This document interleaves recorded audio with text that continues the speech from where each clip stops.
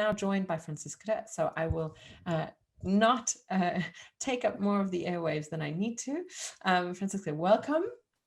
Start sharing. Thank you very much. Sorry, I missed the introduction. Not at all. Without further ado, I will ask you to simply share your screen, please. Yes, I'm going to do that. And we see you, we hear you, and very shortly we will see your screen, which we do now, and I will simply turn it over to you. Oh, perfect. Thank you so much. So thank you very much for putting this together. It has been absolutely amazing so far. So I will be talking about the impact of the COVID-19 pandemic on mental health in the general population, and I'm going to do a comparison between Germany and the UK. And obviously, we all know and have learned loads about COVID so far, but I just want to point out two things. And so the one thing is that, as you know, on March 11th, the World Health Organization declared the COVID-19 outbreak as a pandemic. And at that point, we had 118,000 confirmed cases, which spread around over 114 countries. But today, and this is the number from this morning, today we're looking at more than 15.5 million cases. And obviously what that means is that we have a transition and countries are moving out of the crisis and other countries are moving in. And that's why our research, and with our research, I mean the research we're all doing, is so highly important, because it enables hopefully other countries to learn from what we're going through. And then very shortly after this, only a week later, on March 18th, the World Health Organization then published a paper on mental health and psychosocial consideration of the COVID outbreak. And this is really striking, was really striking to me, because they didn't direct it only at those who are directly impacted by the disease, but at the general population.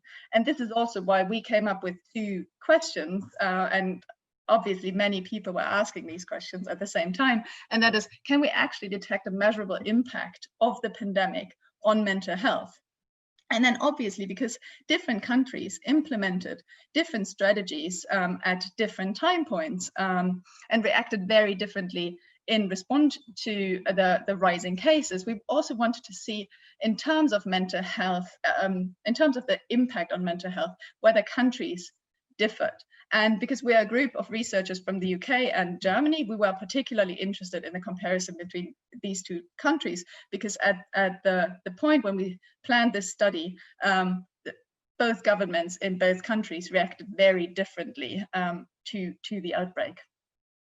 But what do we know so far about the pandemic? And obviously the literature is exploding now, and we have also heard loads in this meeting about it. I just want to point out two studies, and the first study is a Chinese study, which is basically something like a reference point at the moment for a lot of the research that is being done. And here what we see is, we see increased rates in depression and anxiety and stress. But what I found interesting in that study is basically that they did a follow-up after 4 weeks, and what they found was a significant reduction of the impact of the event on stress. And here I just want to make one link to a talk that we saw yesterday by Ashwini Ashok-Kumar, and he basically analyzed the use of language referring to anxiety and depression. What they found was that people stayed at an elevated level, which I found super interesting. And then I want to point you to one other study, which is a global study, very impressive, and they looked at PTSD and depression, and also the impact of the event, to identify predictors. And they found that females are more affected, and that people who are suffering from, or were suffering from, a psychological illness before, so prior to the pandemic, also did worse during the pandemic, as well as those who had experienced trauma. And then they also identified protective factors, which were exercise, a healthy contact to family and friends, and a general optimism. So it is very interesting to see these findings, which seem very logical and support lots of our anecdotal evidence, and to see that in numbers. So that is highly important. And so, because I'm concentrating on the comparison between Germany and the UK, here's just a very brief summary of how these two countries developed. So the first case in Germany was detected on the 22nd of January, and then the UK followed shortly after that on the 31st. So just a bit more than a week apart. And then Germany went into lockdown on the 13th, and as the 13th of March. And as you know, Germany is federally ruled, and so each state decides on their own when to go into lockdown. But by the 16th, more or less all states had gone into lockdown. And then again, the UK followed on the 23rd. So again, about a bit more than a week apart. But what you can see, if you look at the development of the curves, is that at that point, when the UK went into lockdown, they already had more cases. And still, the curves, they developed fairly similarly. But then just before we started with our data collection, Germany was going down, was slowing down, but the UK was overtaking Germany in numbers of cases. And then Germany was also in the very lucky position of having a relatively low death rate compared to the UK, and loads of a very good rate of recoveries. And this is unfortunately in the data set of the Johns Hopkins University not recorded for the UK. And I just want to, and obviously this might be due to the different strategies that are applied, but then I want to just point you to one very big difference between the two countries at that point, and that is the number of intensive care unit beds and ventilators at that time point. And here you do see a very strong difference between the two countries, and it's probably good to keep that in mind when looking at that data. Okay, so we had a survey, an online survey, which of course was easily done in that time. And our survey consisted of 4 sections. So we had a COVID exposure section and an impact section, and those were taken from the crisis questionnaire. And here in the impact section, we ask questions on, it's self-rating mental health questions. So basically it's a question where we simply ask people how they feel. And then we combine that with clinical questionnaires. So the symptom checklist, as well as and the symptom checklist is kind of a general approach to different types of mental illnesses. And it's not so much about the specificity in this questionnaire, it's rather detecting cases that need to be transferred for further checkups. And then we have a very specific questionnaire that was also included, and that's the schizotypal personality questionnaire. And if I have time, I will talk about that. But yeah, hopefully I have time. So overall, we looked at about 270 items, and it took about 35 minutes. The questionnaire was obviously available in German and English, and we applied snowball sampling strategies. So here you see some very briefly summarized the demographics. So overall, we had 860 participants. From 21 countries, so the snowball system strategy worked well. And then I'm going to present simply the data from the UK and Germany, and then there we had about 1/3, 2/3 of participants. The distribution of age and gender is fairly similar across the two samples. Only in the UK sample, we do have slightly more younger female participants.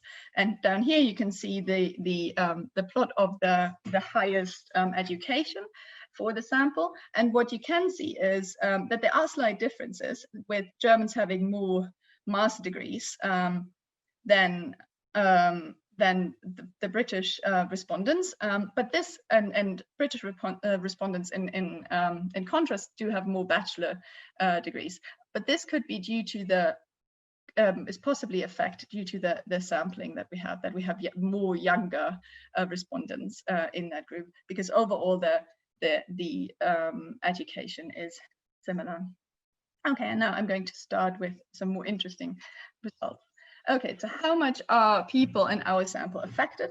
We had infection rates of roughly 1% in Germany and 2.5% in the UK, and that matches the official rates. And here at the bottom, you can see a plot of the symptoms, and we do see that British respondents have report more symptoms, And this is, yeah, and obviously then you do see these differences in things like the number of people who reported cough and sore throats. And still I want to point you to one symptom, which is actually very similar across both samples, and that is fatigue. And I find that personally extremely interesting, because it basically bridges between the physical symptoms and the psychological symptoms.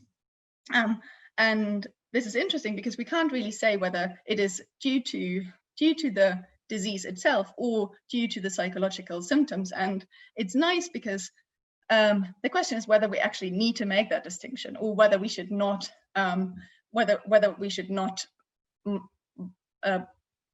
discuss a disease in its full picture, so including or combining mental and physical health.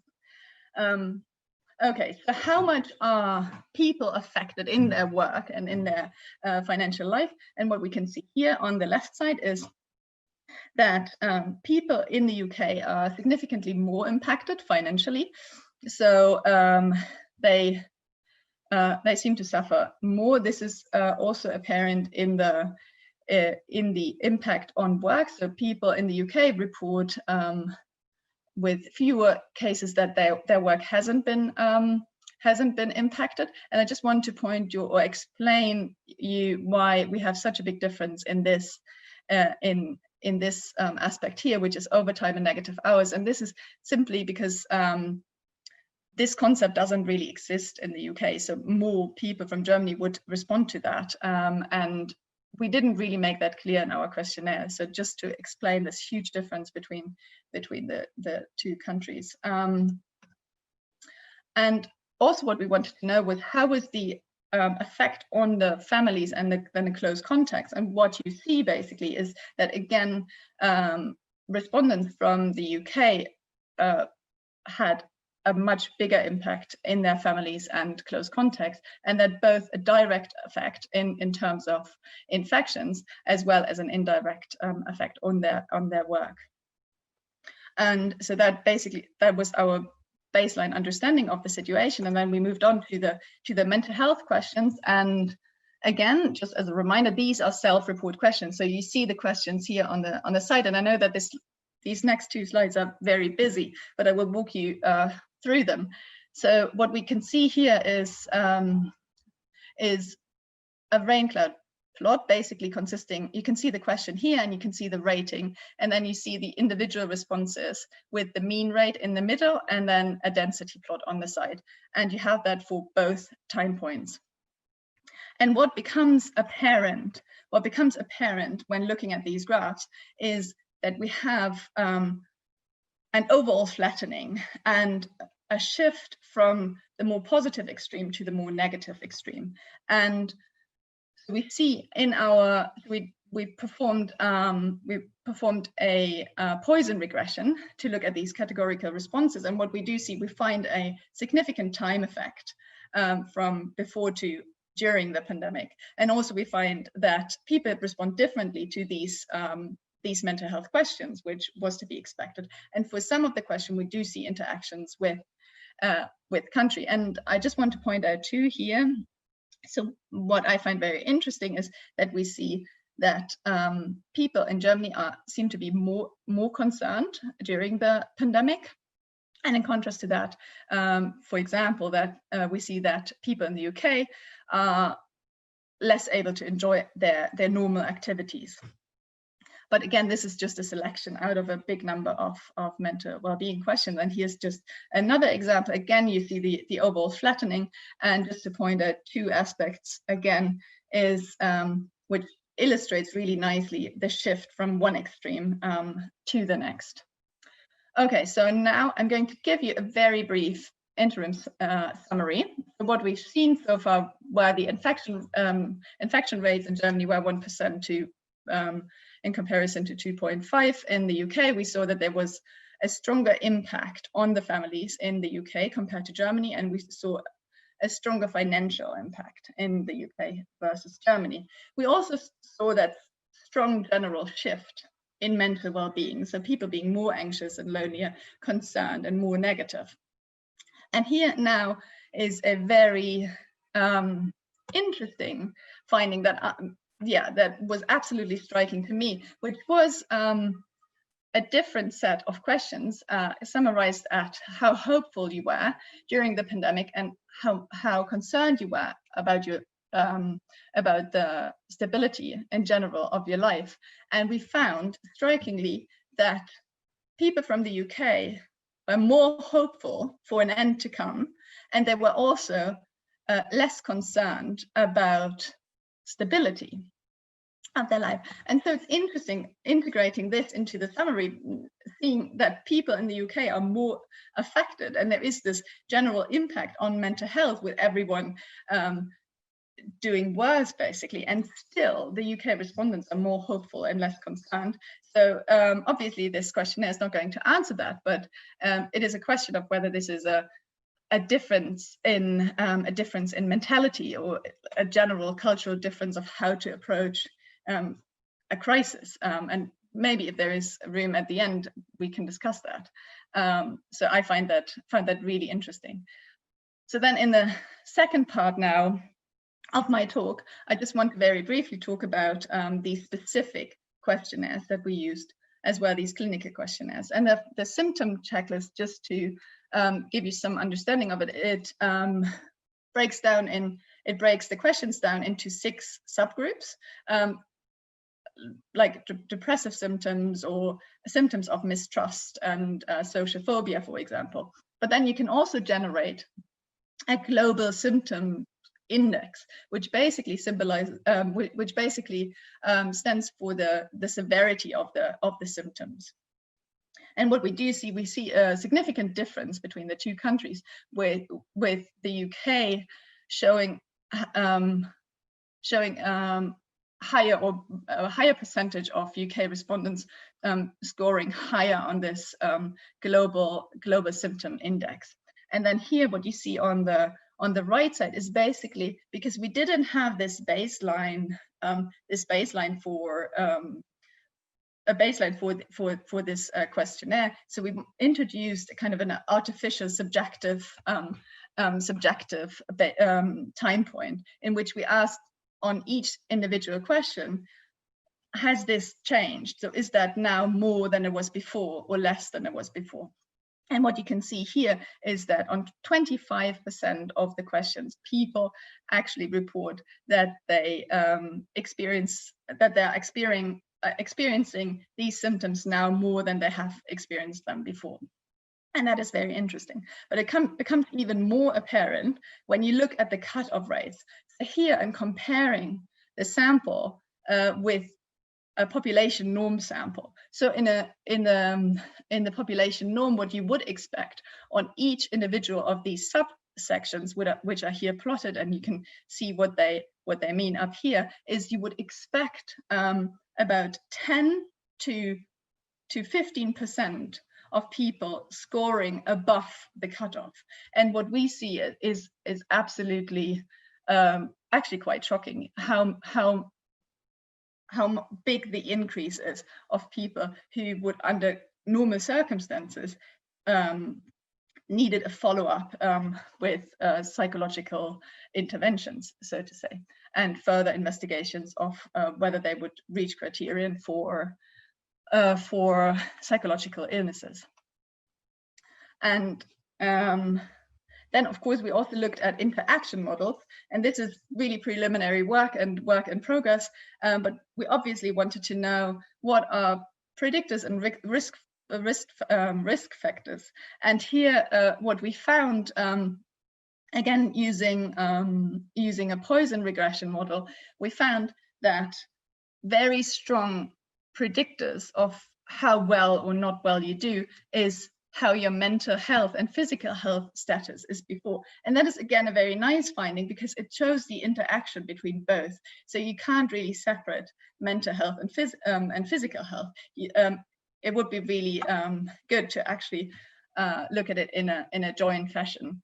And so we see that those are doing worse who already had, prior to the pandemic, mental health or physical health problems. And we see that younger people are doing worse, probably because they don't have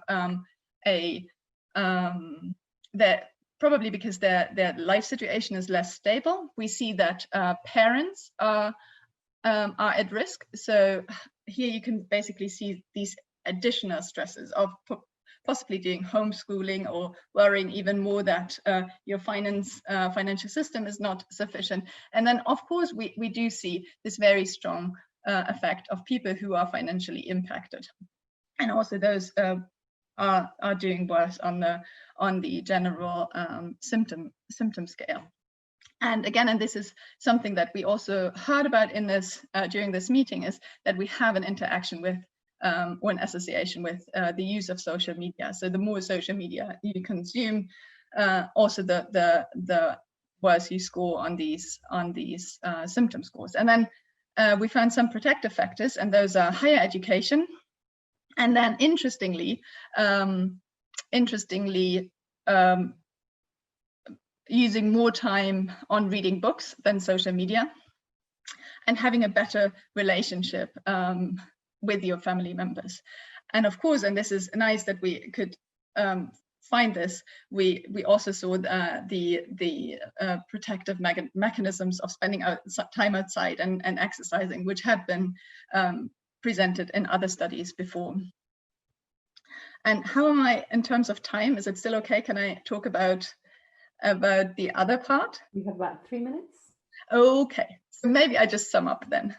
So I skip that for later or for questions after the talk. Okay, so just to summarize, we found this strong impact on UK respondents in comparison to German respondents. We found an increase in especially depressive symptoms, dysthymia symptoms, and agoraphobic symptoms, which is potentially also explainable with the measures that have been introduced. So social distancing measures obviously foster some of these symptoms, and we did see that UK respondents scored much higher on these scales. We were able to identify a few predictors that confirmed previous studies and previous work from other countries, which is really nice. So we found that mental health status is a strong predictor, and also financial impact and the use of social media. And in terms of protectors, we found, oh, here I made a typo, so this should be a predictor age, or depending on the way you see it. So the protective factor is the older you are, the more protected you are. And then we have education as a protective factor, and your social contacts. And just as a summary from the results that I wasn't able to show, so basically on the schizotypal scores, we don't see a difference between the two countries, and we were here more interested in looking at the influence of substances. And there we did see that the use of substances had a strong impact on the results. And so what do we learn from that? And here is just something that I want to point out, because that is what I find so interesting in these studies. We actually see that education is such a strong influencing factor. And what that means is basically that we need more equality in education. So whereas this pandemic is actually dividing our society, and especially in terms of education, what we do need is we need more equality. So governments should need to put more money, invest more in these. And the same for social security. As soon as someone is financially more impacted, the impact on mental health is obviously dramatic. So we also need to tackle this. And then we saw that people are scoring so much higher on mental health scores, which basically shows us that we need more fine-tailored services that in a pandemic like this, or in a crisis in general like this, can work with these people. And that also means in the end that we need to invest in our healthcare system, which is the link back to how the differences between the UK and Germany were at the beginning, that basically the healthcare system also protects you in the long run, of course. And again, for considering how how to implement social distancing and lockdown procedures, it's very important to keep in mind that social contacts are crucial in that environment, that we need to stay sane. We do need good and well worked out social contacts. And with that, I would like to thank you for listening, and my collaborators in Cambridge, Graham Moran and Lisa Ronan, and then of course a special thanks to the participants. Thank you so much, Francesca or Franziska. How would you like me to say your name? Franziska is fine. Franziska, okay. So first of all, thank you so much for your talk and for starting our section in on mental health for the day. I've written down, again, I have to stop writing so many notes down, but I have so much to ask you, and we have about 2-3 minutes time. So okay. I'll try and be brief. We also have a question or clarification from Gerrit Pfuhl, one of our other speakers from the conference, who asks whether you think this cross-cultural comparison can be summarized, at least in terms of what people are reporting, as a function of German pessimism versus British stay calm attitude. So that whether, because we're dealing with subjective reports, it relies primarily on the fact that there are these very big stereotypes. That was one thought, definitely. The other thought I had was actually whether, because Germans are more pessimistic, but they also pronounce their criticism much more openly, maybe that puts the government under bigger pressure to actually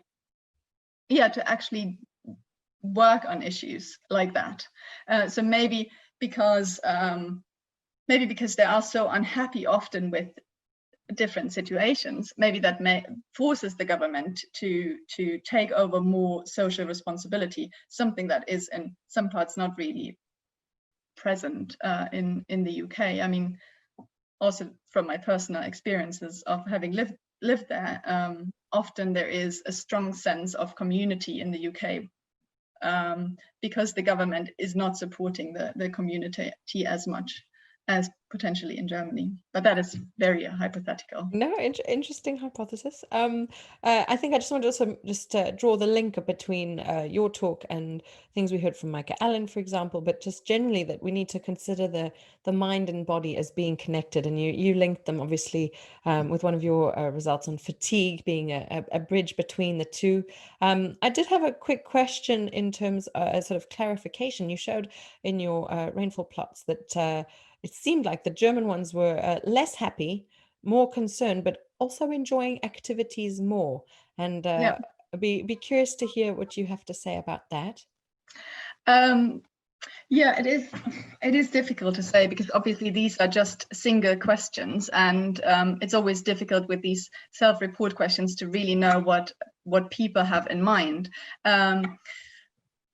One idea that I had was that that people in Germany were obviously able to spend more time outside in comparison to UK participants. So UK participants had very restricted lockdown procedures. So they were only allowed to spend an hour a day outside at times. And this was just not the case in Germany. And then the majority of the people responding in that questionnaire from the Bavarian and Munich area, and people are very active here.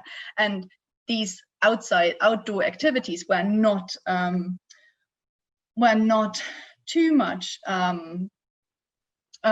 reduced due to the lockdown. So this is potentially an explanation for that. I think that might very well be it. I from speaking to individuals in the UK, that the lockdown really did have a very significant impact on their ability to be outside, and, exactly. And you've already talked about protective factors. So just to sort of round up your talk, because we have our next speaker waiting, you've very nicely summarized, and I think it's a wonderful way for us to sort of tie so many of the threads together, which is that you simply said who is doing worse and who is doing better, and you highlight again that the young are really the people who are feeling this the worst, and it's something I've obviously been feeling as well personally.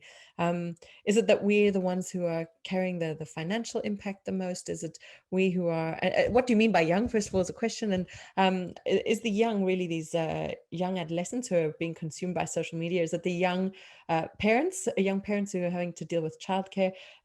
Probably all of those. And so we really need to have a think, I believe, on how we address the impact as a function of age. And I think your data points very much towards this.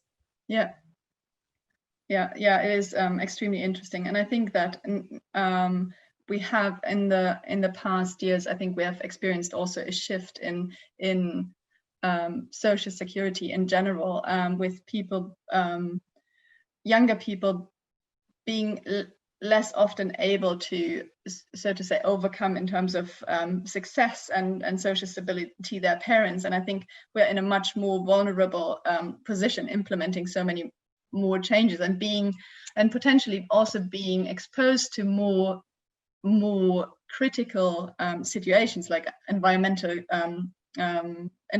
changes and changes within our society. So maybe that is a reflection of these many more crises that we are facing implemented in one.